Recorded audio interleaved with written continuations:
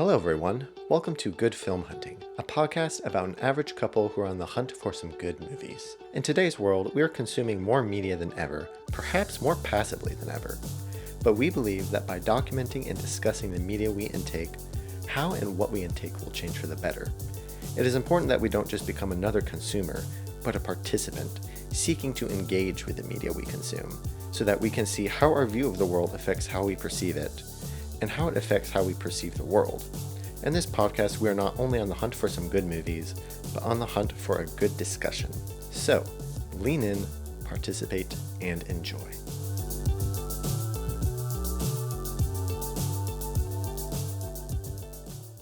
Well, good evening, everyone. Welcome back to another episode of Good Film Hunting.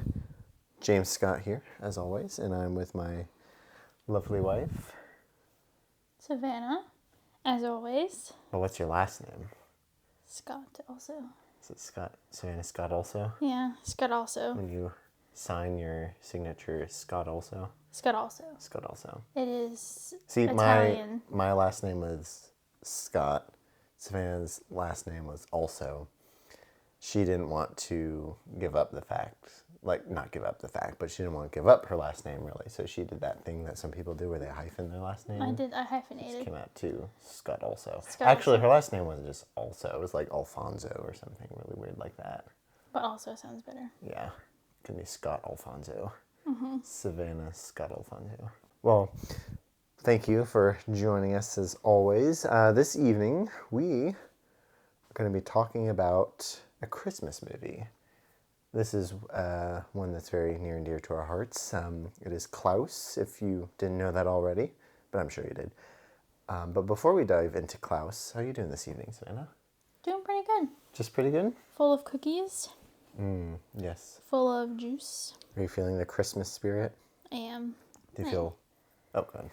I ate 2 Christmas cookies, Christmas which were cookies. just chocolate chip cookies, so not particularly festive, but they were touching Christmas cookies. Touching Christmas cookies? They were in a Christmas tin. Ah, there you go. Very nice. Yeah. How are you doing? I'm good. I'm good. It's been a busy past couple of days, but other than that, I'm good. I'm excited to talk about a Christmas movie with you. I'm excited to talk about a Christmas movie with you. Mm. Before we delve into our review of Klaus, I'll just give a brief overlay of the entire episode. Episode? Oh, yes, this is an episode. Yes, this is an Sorry, episode. I thought you were talking about the movie. No.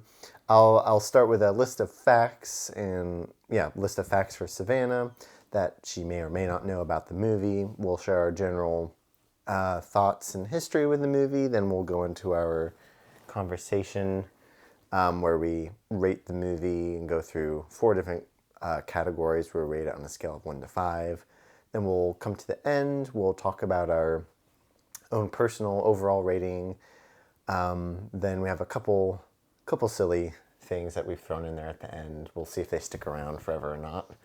And then we'll wrap it out. So, Savannah, are you ready to talk about Klaus? Yeah. You hesitated. I did not like that. I was thinking of a quote in the movie. Were you thinking of a quote in the movie? Yes. What is it? A true act of goodwill always sparks another. I have mixed feelings about that quote, but whatever. We can talk about that. We'll talk about that later. Okay, so let's start with some facts about Klaus. Savannah, when was this released? Do you know? 2016. No. What? No. 2018. No. 2021. No, between the first and the latter. 2020. No. 2019. Yes. Oh, okay. So what day was it released? Christmas Day. No. When? November 8th. Oh. The day after your birthday. No. We're so close. So close. So close. Okay. The movie had a runtime of 97 minutes. It had a budget of, want to guess? It's lower than the past few animated movies we've done. Quite a bit lower, actually. 18 million. No, more than that. 26 million. A bit more. 32 million. Closer. 38 million. A little more. 43 million. Ah, you always miss it. 42 million? No. I don't know. 40? Just Oh, 40. Okay. Just an even 40. This one does not have a box office because it was distributed by Netflix, so we don't really know. I think it had something like 40 million views during the first week, like Netflix member. I think it had 40 million views by Netflix subscribers in the first week it was released. So that's pretty good. So if it's $1 per view, then they got $40 million. Yeah, there you go. It works out. This was directed by Sergio Pablos, who's a Spanish-French director. He also did the voice of one character in the show. It's kind of like the director who does an animated movie, but like does the really obscure, goofy character, kind of like Brad Bird and Edna. Mm-hmm. Can you guess who he did? Did he do, I don't remember, the little girl? No. Did he do, I don't know. He did Pumpkin. Oh, yeah, I feel like I remember seeing that. I think he did, didn't he do Pumpkin and the other one? Maybe. I don't remember. I'll have to look into that. But Sergio Pablos, he has had a long history with animation. He did some work for like a really old animated movie from 1993 called Once Upon a Forest. Really old, 1993. Sorry. So old. I mean, if compared to you and me, I guess. I don't know. It's 30 years ago. 30 years ago, I know. That was kind of like his breakthrough. And then he went on to be a character designer with Disney. He started with a Goofy movie. Then he worked on specific characters in some significant Disney movies. He did the character of Frollo in Hunchback of Notre Dame. He did Hades in Hercules, so he specializes in villains apparently. Interesting. And he did Tantor the elephant in Tarzan. Oh, is that the main elephant? I think so, character? Okay. He also did Dr. Doppler in Treasure Planet. He was the kind of dog character. So I thought that was fun that he has dabbled in things we're familiar with and had a significant role. Let's see, but apparently he left Disney to work as a character design supervisor on Stuart Little 3, Call of the Wild for Columbia, which is a step down. I know. Quite a bit of a step down. Who even talks about Stuart Little 3? I know. But his company is best known, what's his company? SPA Studios is best known for creating the ideas which led to the Despicable Me franchise. He also created the idea for Smallfoot, the movie. Isn't that like a Yeti musical where they find like a person and call him a Smallfoot? Oh, I don't think it's a musical. I thought it was a musical. I've seen Smallfoot. Oh, have you? Okay. Yeah, I don't know if I've seen the whole entire thing, but from what I recall, it was kind of meh. Was it kind of meh? Okay. Yeah, but so he's dabbled in a lot of things, but Klaus is like the only official movie that his studio has produced. It's SPA. SPA. I wonder if that stands for Sergio Pablos Animation. Oh, it very well could.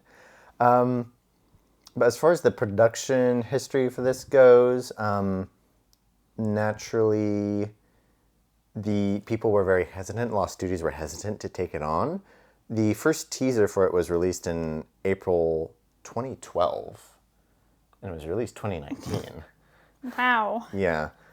But that was kind of released as like as a pitch to studios, be like, hey, do you want to take this on? And nobody really wanted to take it on. We should watch that teaser trailer.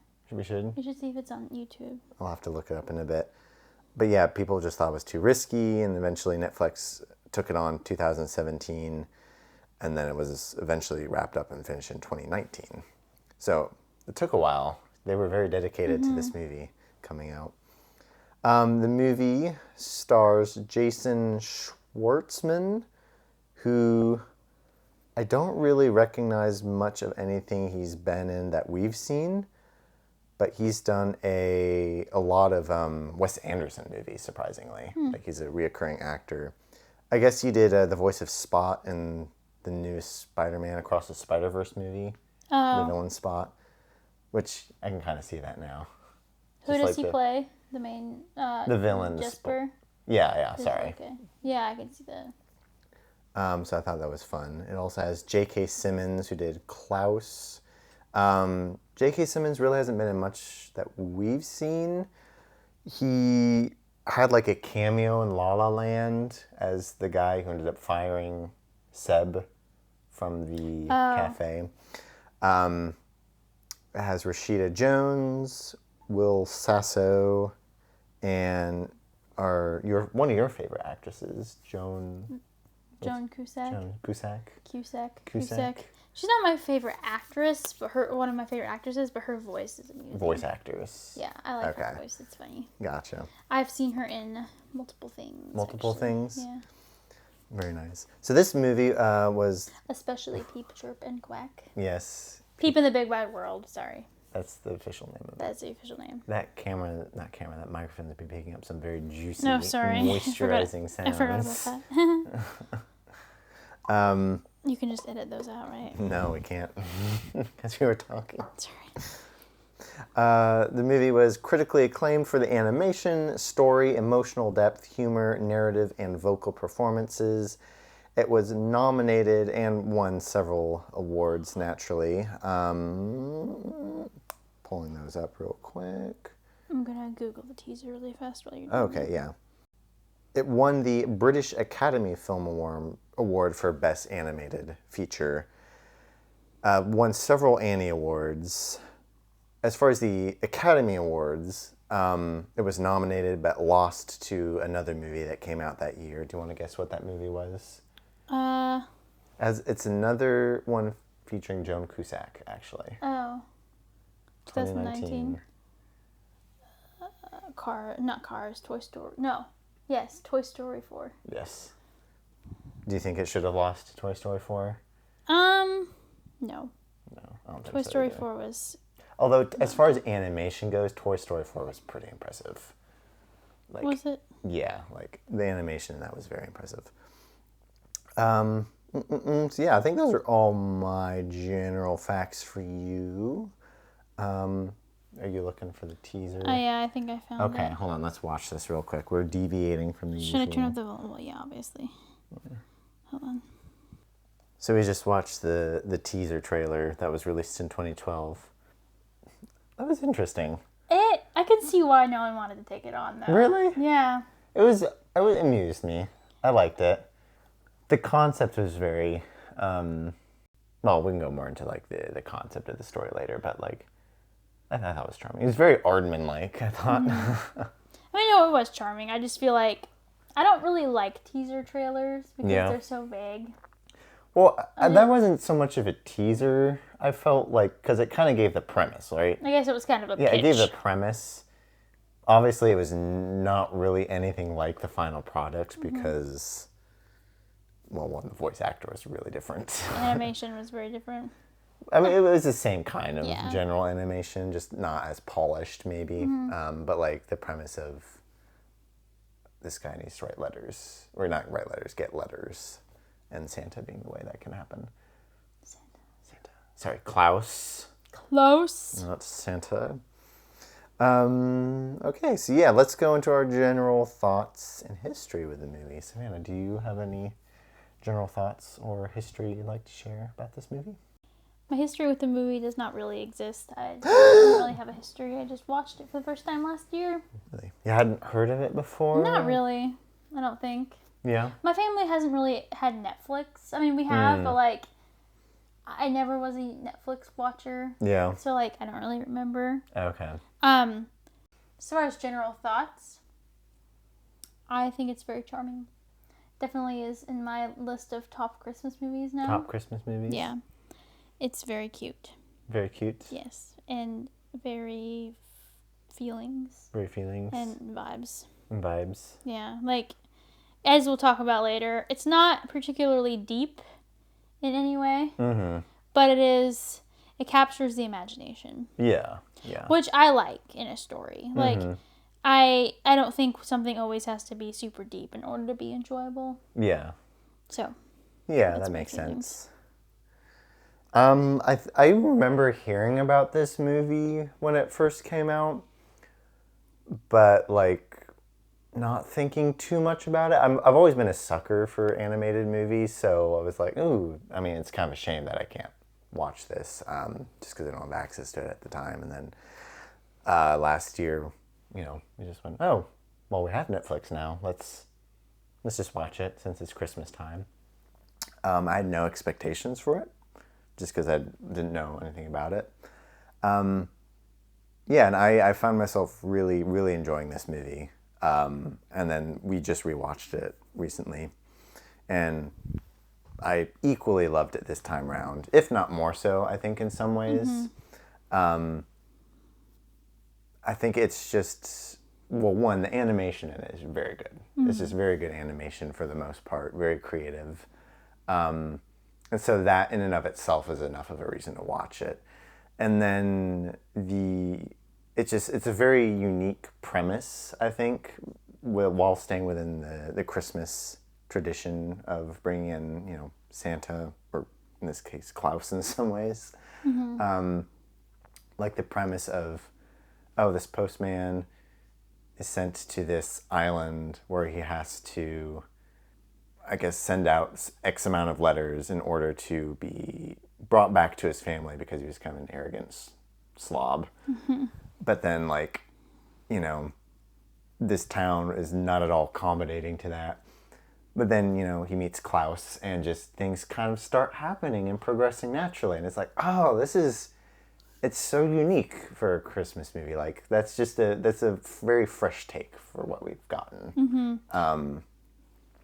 And there are so many moments that really do touch your heart in this.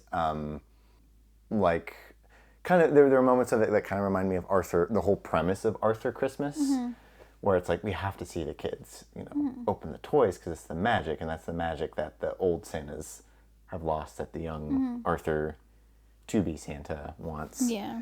And just Although he's not technically to be Santa in the movie. He he becomes Santa, but he's not in line to be Santa. Oh, I forgot about that. Okay.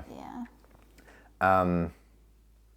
But like moments like that kind of just were magical and almost in some ways worked better in this movie, even though that wasn't the premise, just because of how everything was contrasting with that moment that made it stand out more. It's really funny. I find it very amusing, the animation. This is very funny. Jesper as a character is really funny. He is funny. It's very Emperor's New Groove. Yeah, for sure.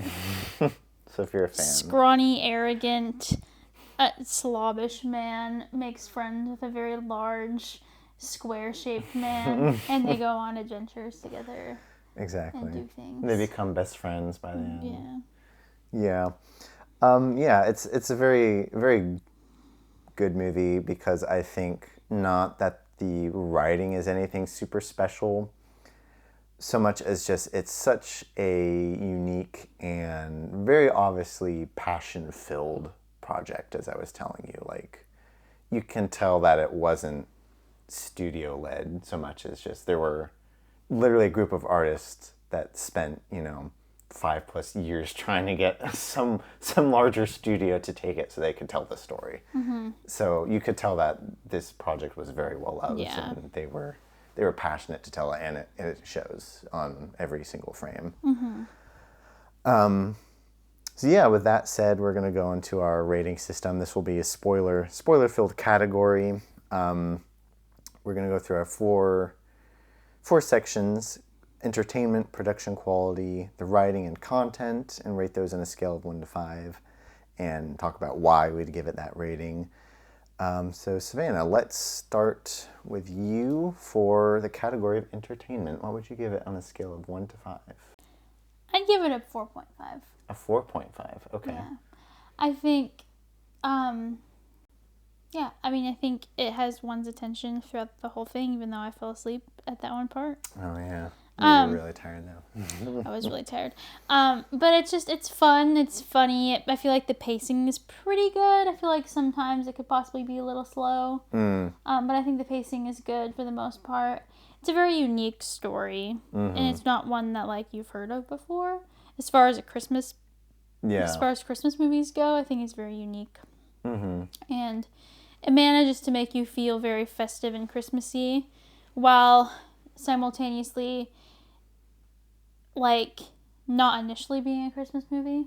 Yeah. And it's interesting, and something I found weird too about the movie was that Christmas existed, but gifts and Santa did not. So, like, what were they celebrating? Because they had Christmas trees. Especially in Smearenburg, of all places. Yeah, because I doubt they were, like, celebrating the birth of Jesus and stuff. Like, yeah. I don't know. Because they had Christmas trees. And they seemed...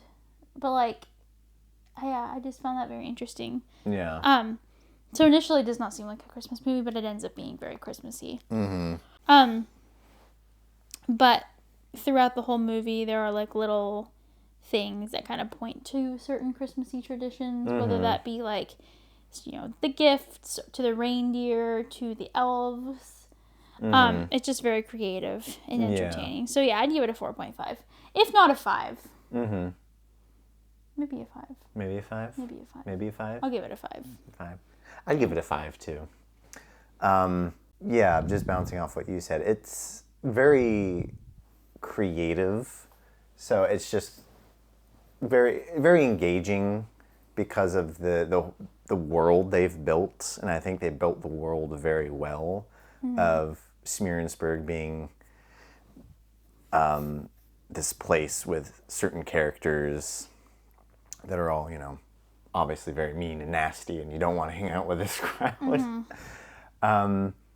But then, you know, there being sprinkles of like things that you'll see kind of add up later that will create the overall Christmas picture later on. So it's just very creative. The animation, as I mentioned, is just a lot of fun. Very visually beautiful. Yeah, very visually, just very pretty to look at. Even the not so pretty characters, they're just so stylized. Like, this movie's very stylized in characters. Yeah, and it's very vibrant and very colorful. It is very fun to look at. Yeah, and that's part of what we've lost, I think, as a culture when it comes to 2D animation. Just that unique way that you can bring certain characters to life you can't even do in, 3D. Just like the over-exaggerated aspects of certain characters and their sizes and facial expressions. Oh yeah, I forgot this movie was 2D. Yeah, 2D. So that was interesting. I should have brought that up earlier. So the animation's obviously 2D, but they wanted to obviously give it a little more of like a spice, a little more of a flair, so to speak. And almost like a 3D look, but you could tell it's 2D, as opposed to like 3D movies trying to look 2D now. So they did a lot of work with lighting, so really it's the lighting that makes it look almost 3D in some ways. Yeah, they did a really good job with the lighting in that movie. So I thought that was interesting. And I think that also lends into kind of going what I mentioned earlier about you can tell it's a passion project because they weren't just, creating an animated movie so much as trying to expand the boundaries of traditional animation. It wasn't like, well, traditional animation is good enough so much as, well, we have tools to make it look better now. So like, let's experiment with that. Yeah. So I thought that was neat. So visually, it's just very entertaining. Yeah, it looks like something. I guess the animation reminded me of a lot of art. You would see like digital art that people have drawn on like Procreate. Yeah. Like the lighting, especially now that you mention it, like I feel like compared to other 2D movies, I'm thinking where the lighting is like either dark or light. Like, yeah. The way that they did like the dappled sunlight through the trees and with the snow and reflecting and everything, it was really pretty. Yeah, it was very pretty. Like I said, I thought it was funny. The character of Jesper is really funny. One of my favorite moments that makes me chuckle just thinking about it was that the dramatic moment, he comes back to what he thinks is to save the day, and he snatches or like ends up throwing himself at the sack full of toys. And it falls on the sleigh. He jumps on the sleigh and he whips the reindeer, but then the sleigh just starts to go backwards. And he's like, what? Why? They weren't hooked up? Never in 1,000 years would I have done that if I had known they were hooked up. And he just keeps rambling while everyone's obviously in bewilderment of what just happened. That to me is very amusing. That is amazing. He's a very goofy character. Yes. So yeah, I'd give it a 5. I don't hesitate on that. I enjoy it from beginning to end. We already touched on it a bit, but let's go into production quality. What do you think? What would you give it for production quality? A 5. Also, definitely. I think it's like, I think that might be the best part of this movie. Like, it is a work of art through and through. And I am not usually someone who notices that. But I think with animated movies, it's easier to tell when something's like really, truly artful. Because it literally is just people drawing and having that come to life. And so, yeah, I thought it was definitely a 5. Very, very pretty. I love the character design. I'm a huge fan of cartoonism. Is that a word? I think so.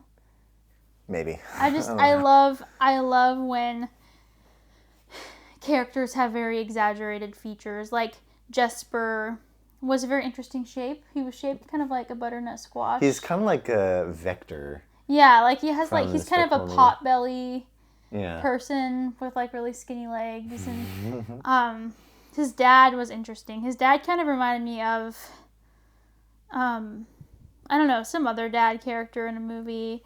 But there are a lot of very sharp noses in this movie. A lot of unique noses. That's a lot for of sure. unique noses. I think, yeah, I just love the shapes of the characters. I love how Klaus is so huge and hulking and just square shaped. What's the girl's name? The woman's name? Alva? Alva? No. Was it Alva? Was No. it Alva? I think it was Alva. Alva sounds right to me. Yeah. She looks like a dead fish. Like, her face is very fish-like.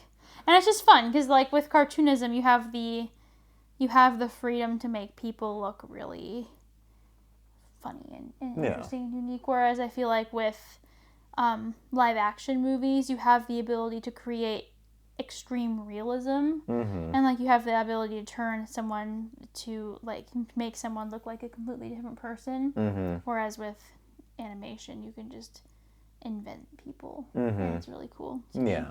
So yeah, I'd give it a 5. Yeah, I'd give it a 5 too. I think, like you said, that's probably by far the best aspect about this.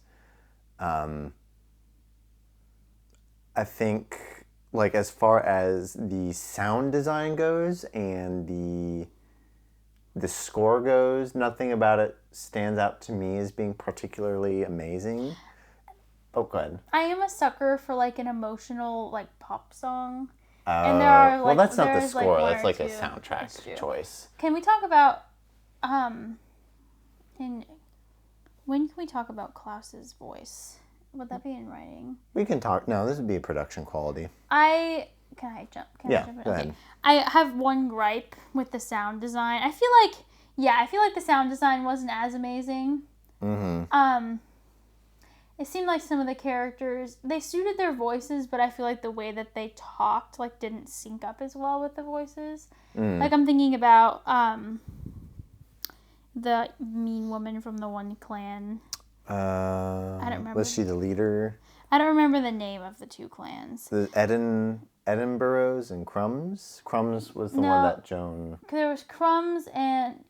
Crumbs? Yeah, Crumbs. And... it wasn't that. It was... Oh, hold on. See, we got... Ellenbows? No, Ellenbows? I think it was Ellenbows. I don't know why I said Edinburgh. That's a town or a city. It is. In the UK. I knew that. Is it what is it? Chicken. Ellingbow, yeah. Ellingbow. Okay, so she was a crumb. Yes. I felt like her voice suited her, but, like, I almost feel like their mouths didn't sync up very well with the talking. which is a small gripe. It didn't like distract me or anything. But yeah. So okay, and with my biggest complaint in that regard is Klaus's persona. Yeah. Because he comes across as very strong and silent, which he is in like the first half of the movie. And then he starts talking, but like it's a very unsuiting to his character. Yeah, like he's almost too casual at moments. Yeah.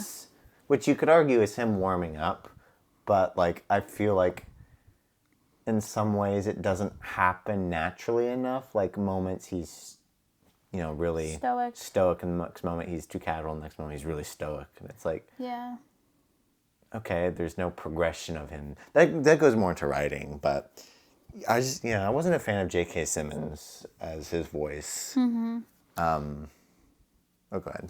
Yeah, I feel like if his personality was more like stoic from How to Train Your Dragon. Oh, like that. I see. Okay. That you see what I did there. If his personality was more like Stoic's personality, I feel like that would have suited his character better. Yeah. Because like Jesper was pretty consistent throughout the whole thing, pretty flippant throughout the whole thing, even in emotional moments. I feel like.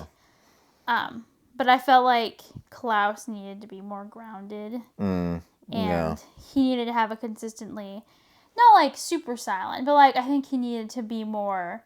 I think his voice needed to be a little deeper. He needed to be a little more serious. Yeah. You almost become, like... I feel like there needs to be more of a reason that even the Crumbs and Ellenbows would fear him. Like, I feel like there's some mysticism around him right towards the beginning. Like, ooh, Klaus, we stay away from him. Yeah. But like towards the end, as they give away gifts and the clans... end up wanting to ruin his plans. I feel like there still should be some apprehension towards him. It like almost vanishes completely, even though they've never seen him. Yeah. I'd still be like, well, it's still Klaus. Like, yeah. Yeah, I feel like he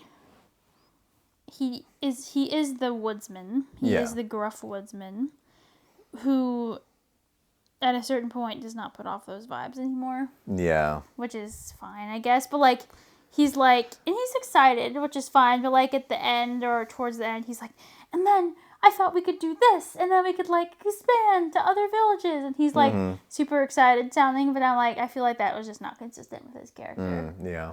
So no offense to him, no shade on Klaus. We like him, but like. Yeah. Do you prefer this rendition of Klaus, or do you prefer like the Santa Claus and Rise of the Guardians? I don't know. I do like the Santa Claus and Rise of the Guardians. That's a good movie. That is a good movie. Another one I've seen, I think, one too many times.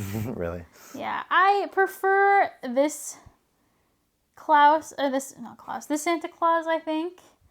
But I like the voice and the like personality of the other one better, maybe.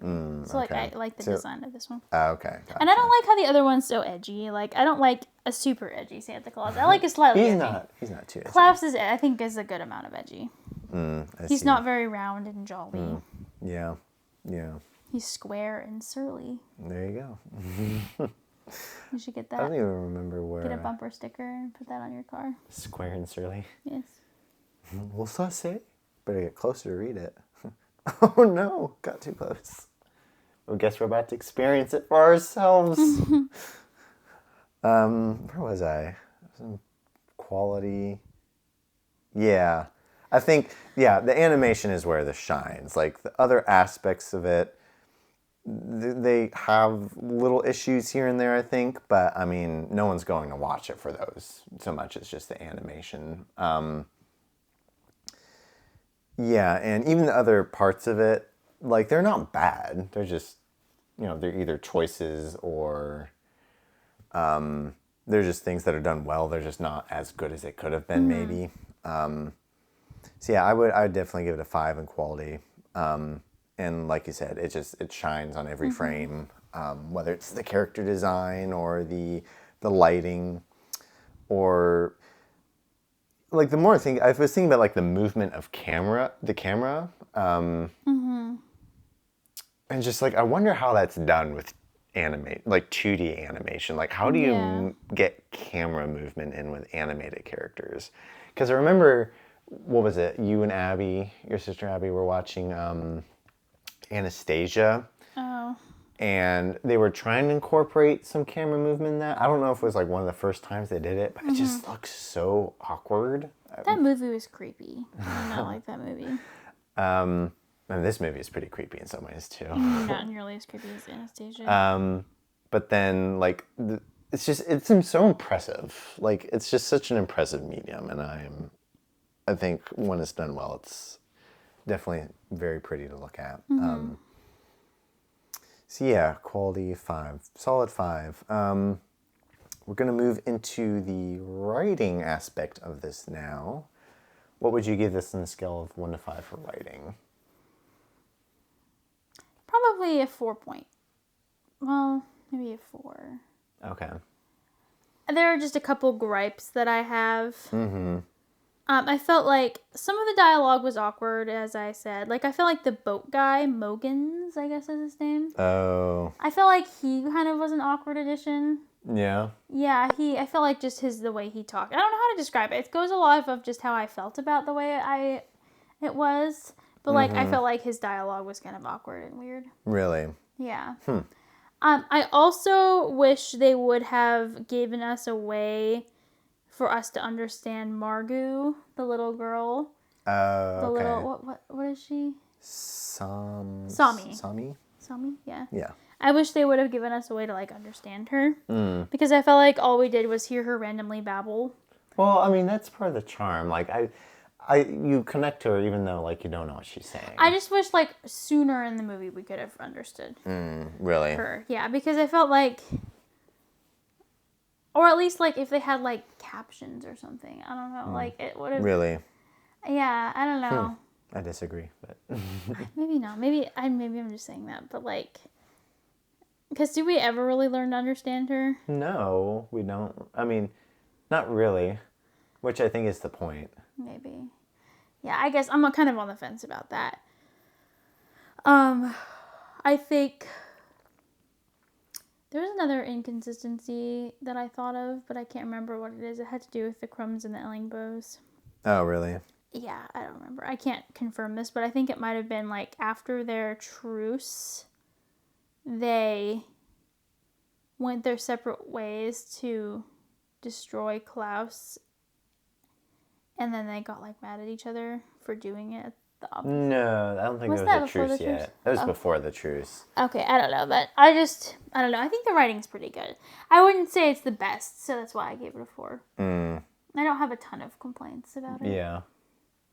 I might give this a 3 in writing. That's because you know what you're talking about, and I don't. The writing in this is not bad. There are some elements and conveniences and coincidences that kind of are just like, whatever. Definitely a lot of conveniences. Yeah, they don't take away from the enjoyment, which is, but I think the strong points in the writing come from the creativity. And even in the creativity, like, you could argue, there's some things that we've seen before. But I think really a lot of it lends itself to the first 2 categories. Go ahead. Yeah, I feel like the convenience aspect is probably a big hole. Yeah, there's just I'm thinking about specifically the end when they just are like, have this intuition that they need to make an entire sleigh full of fake presents. No, they explain that. That was explained to the kids. Oh, that the kids. Oh, okay. Yeah, that was one of the... Okay. That one made sense. Okay, sorry. It was just more like characters showing up here at random moments, or like...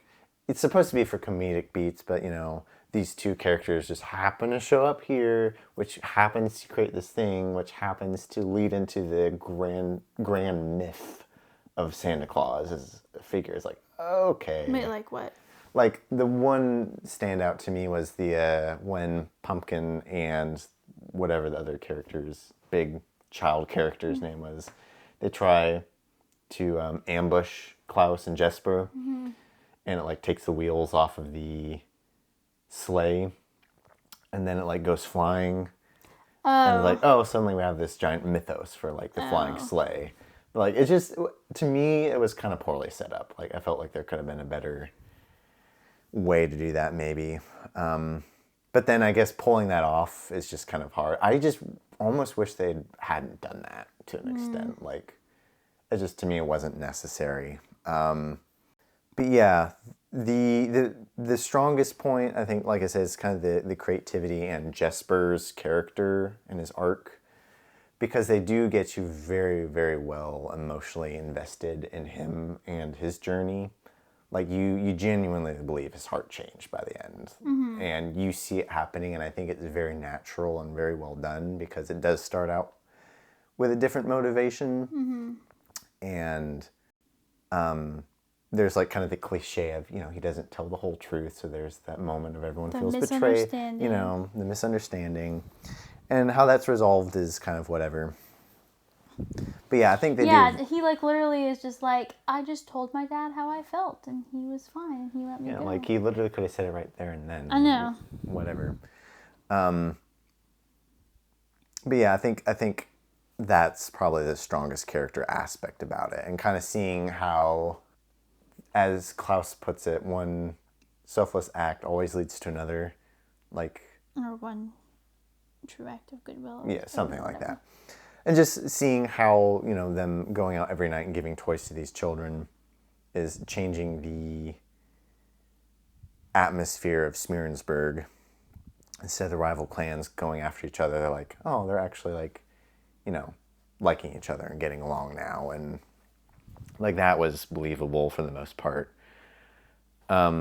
I'm not gonna lie, the part where Alva and Jesper walk downtown and like see everything very Christmassy was almost too cheesy for me. Almost too cheesy. It was a little like, okay, all right, whatever. That was a little cheese. It was a bit cheese. But yeah, I mean, I think it's good. Just not the best. And I don't give it a 4 just because... You gave it a 3. Oh, sorry. I said don't give it a 4. Just because there are a couple things that are kind of rushed to explain. But yeah, it doesn't take away from the enjoyment. I still think it's good. Yeah. And it's a true selfless act always sparks another. Oh, okay. I feel like for some reason a true act of goodwill also came into play. I think it did. They kind of said it differently 2 times. Oh, that whole... Okay, speaking of cheesy. So there's the scene where Jesper ends up losing the toys because the evil crumb lady like cuts them and lets them fall. But somewhere during like the chase where they were trying to get the toys, Pumpkin and the other big kid whose name I cannot remember. I think he's just called Honey. Really? Like, I think she just calls him Honey the whole time. Wow. I'll look while you're talking and see if he actually has a name. He ends up saving her. And I think that's funny. But like the whole moment where Jesper gets up and he's really serious. And he's like, says the line, one act of goodwill always leads to another. Like that moment was, to me, it was just like, yeah. It was kind of cheesy and like, how did he know that? But whatever, because he wasn't there when the incident happened. That was another coincidence. So yeah, there's just too many of that for me to give it a 4. I want to give it a 4. I think it's close, but... Okay, no, hold on. What is the big... Not Ellingbo. Oh, I guess his name is Olaf? Wait, no. Wait, Magdalene and Olaf? Her name is not Magdalene. Her name is Pumpkin. Yeah, it's Olaf. And then Pumpkin Ellingbo, okay. So his name is Olaf? Yeah. This is saying it's Magdalene. I don't know what this is. This is from fandom, though, so maybe they, like, made it up. Anyway. Yeah, and thinking about it now, the who is it? Norm Macdonald. Okay, that's the actor's name.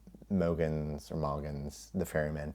I just felt his character wasn't necessary to the story, and he almost ruined the vibe. I feel like he could have almost been, like, not a minstrel character, but, like, the character that kind of just, like, tells the story of the town. Yeah. Like, he could have been that character. Yeah. Like, in, like, Robin Hood or whatever. Like, the character that, like, talks about the story. But he didn't. He just kind of was there. He was there, and he was kind of annoying and wasn't even that funny. Yeah. Yeah. Yeah. And I just didn't think he was well acted. Yeah. Yep. More reason to give this a 3. Wow, sorry. I don't know why I'm saying sorry. I didn't. It's not your fault. Okay, so we're going to our last category for the rating, content. Which is kind of my favorite category. Is it really? Yeah. Okay. Not my favorite category. Like, I don't know. It's just fun to talk about it. All right, so tell me what you would give this for content. So here's the caveat that we must, like, here's how we must think about content. So either you can think about it in terms of, well, we tend to weigh it in terms of the negative elements versus the positive elements, and kind of how they weigh against each other in terms of the story they're telling, and also just what the general audience the movie's aimed for. Because I have some thoughts about this one that will make maybe some interesting conversation. So yeah, let's start with your thoughts. So maybe I'll skim the surface of content and then you can go. No, you can. If you have deep thoughts, go ahead. I don't have deep necessarily. I feel like as far as the typical content categories that we talk about, like language and sexuality and violence and stuff, it's pretty low. However, there is some distasteful behavior in the movie, which you are probably going to talk about. But as far as, like I said, just the surface content, it definitely deserves its PG rating. Like, there's nothing offensive in it. Yeah. As far as that goes. But I'll let you say what you feel about the other stuff. I mean, there's some very mild, rude humor sprinkled in here and there, but like, yeah, I think, like you were saying, the whole premise of Smearensburg is that there are two rival clans that are literally at each other's throats all the time and ambushing each other and harassing each other and just making each other's lives miserable. And it goes from the adults to the children. They're just very nasty attitudes and behaviors. I know, some of them are not even innocent pranks. They're literally trying to kill each other. Yeah. Beating each other up. Yeah, and just the overall vibe is very icky and it's very gross and kind of just unpleasant and creepy. There's the one little Wednesday Addams girl who is almost like more Wednesday Addams than the Wednesday Addams in the Addams Family movie. And her like 2 moments. I know, she's really creepy. She shoves the carrot very slowly into the snow. With her giant unblinking eyes. I know. It just that's what I wanted from the Addams Family, just so we can go back to that episode. If we had more of that. Yeah, that might have been a better interpretation. She's like, it's so creepy, it's so funny. No. Yeah, I think the general, and I think perhaps that was intentional to show the contrast. I'm sure it was intentional to show the contrast after Klaus and Jesper bring magic and happiness and Christmas spirit. Yeah. Because like the whole montage, we do love a montage, and the montage of the kids like being nice because of Santa, and like, or because of Klaus, and like doing nice things. That's really wholesome. Yeah. But yeah, you're right. When it starts and stuff, it is very icky and dark and gross, and you can almost smell the town. Yeah. And it's just very like fishy and stinky. And... Yeah, and so that's where it comes in, where it's like, I teeter between 3 and 4 for content, because by no means is this a 5. Like, it's not perfect as far as like what you're gonna expose your children to. But where it balances in 3 and 4 for me is because like the content towards the beginning, it's not light, it's kind of heavy, but at the same time it does serve the story very well. Yeah.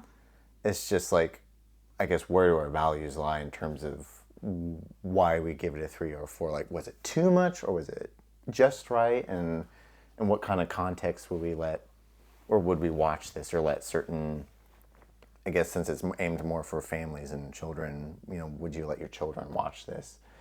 Like, this would have been a movie growing up that we wouldn't have watched super often just because of that kind of stuff in it. Like, we could have all agreed, oh, that's a good movie, but we don't watch it too often because that could definitely affect younger audiences for the worse. Yeah, and see, I don't look at movies through that lens because that's not really how my parents treated movies when I was growing up. Like, the whole like bad attitudes thing that a lot of parents are like, you can't watch this because Yeah. bad attitudes. Like that was not how my parents were. Yeah. They were very much like, is the content bad or good? Mm-hmm. But I can definitely understand what you're saying. Yeah. Because like I can imagine like, you know, my little brothers or even your little sisters kind of like watching this and like Being like, let's being punch like, each other. yeah, let's take this the wrong way. Yeah, let's punch each other and not think about the Christmas spirit. Yeah. Yeah, for sure. I feel like maybe a 3.5. 3.5 To compromise. To compromise. Yeah. Ooh. I don't like doing points. I might, considering this is a PG rated movie, I might unfortunately have to give it a 3. I think in terms of the story itself, like it's not like, oh, this is out of place, or oh, that wasn't necessary, or oh, this is offensive, so much as it's kind of heavy handed. Yeah. In some way, do I give it a 3 then?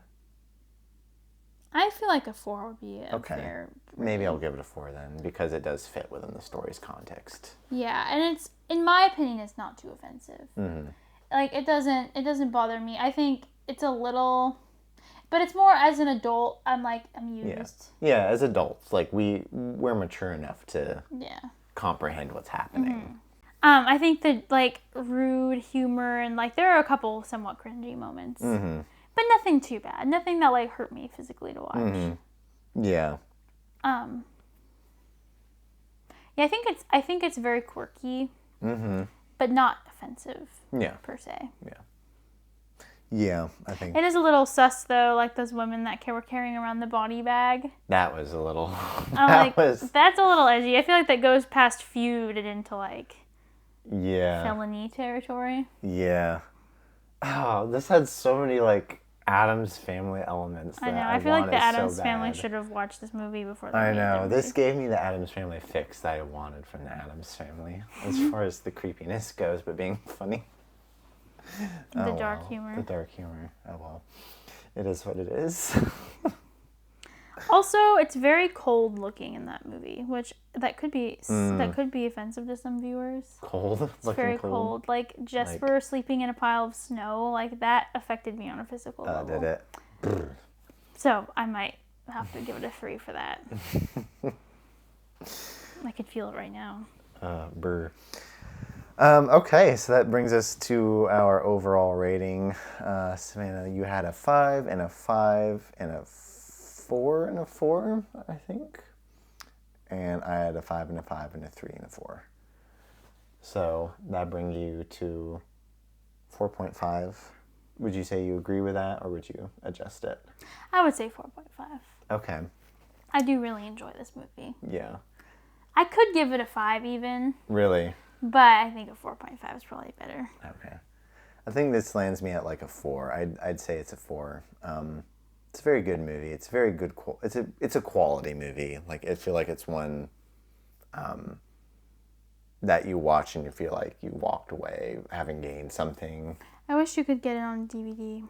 Yeah, you can. And it's we should bring such back a scam. We should bring back DVDs. I know, streaming services. Christopher Nolan recently called streaming services evil and got a lot of buzz. Oh, really?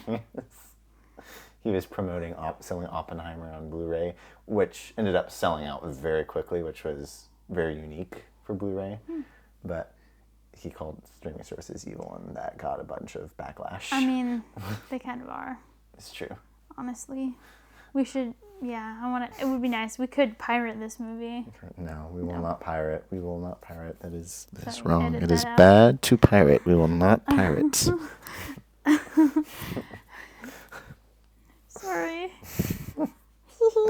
Yeah, it is a shame. The limited accessibility it's what makes things, like streaming services effective in some ways, but it's like, it's just sad because like it's such a good story that you wish could be so accessible. And like, I wish I could get this on DVD and put it on my shelf so I can pull it off the shelf every Christmas and watch it. Yeah. Even if I didn't have a Netflix subscription. Yeah. Because I'm sure your aunt won't let us be on her Netflix forever. It's true. And what will happen when Spud is old enough to watch movies? Maybe they'll release it on DVD then. Who knows? Oh well. Maybe they'll hear this podcast. Yeah. And in order to keep us from pirating it, they'll put it on DVD. Sure. So yeah, we both have generally very high regard for this movie. Would we recommend it? Yeah, I'd recommend it. It's just a well-made movie. Just a lot of fun. A good Christmas movie. Definitely one of the better, if not best, Christmas movie I've seen. Is it the best Christmas movie? What? Is it the best, or if not the best? If not the best. If not the best. I mean, I do. There's Elf, which we've seen a million times. It is a good Christmas But movie. it is good. Like, it's fun. It's cute. I do like the Santa Claus, even though it's been a while since you've seen that, so you don't remember what you thought. So I thought that was a cute one. The Family Man is a wholesome. It's not necessarily not wholesome. really. I thought it was interesting, but I don't think it competes with with Klaus. Yeah. Arthur Christmas. I wasn't a huge fan of that one. I know. I thought it had some fun ideas and themes. Or even It's a Wonderful Life. I know you've seen that one too many times, but like that one is... I don't really think of it as a Christmas movie because so much of it doesn't take place during Christmas. It's kind of depressing. But yeah, I think if we're going for like the Christmas charm and spirit, this one rivals Elf. And in some ways, I enjoy it more than Elf just because it is much more of an art. Yeah. A piece of art than Elf. Mm-hmm. Elf is very unique though in a lot of ways. It is. Like, and Will Ferrell's funny. Although I don't really like Will Ferrell in any other context other than Elf. Really? And then maybe as Lord Business, President Business. Okay. But like in the Lego movie. But other than that, he was pretty bad in the Barbie movie. Was he? I thought it was I didn't very like him. stereotypically Will Ferrell. I don't know. Will Ferrell in any other context except for Elf is disappointing to me because I feel like he has to have that personality. But anyway, carry on. Anyway, so now we're at the Tom Hanks portion of the show where Tom Hanks comes out and sings a silly song. I don't think he would replace anyone very well. Really? Yeah. You don't think he could replace Klaus? No. Like even an older Tom Hanks? Maybe. What about the ferryman? If anyone, I feel like the ferryman. I feel like just because he's kind of a useless character anyways. Yeah. You don't think he could fit in like any Ellingbows or Crumbs? No, I think the ferryman. Okay. Fair enough. So as far as Bane impression goes, there aren't really like a lot of quotable moments. You have to just quote the one quote. Quote the one quote? Okay. I don't know. A true act of goodwill always leads to another. Good job. Thank you.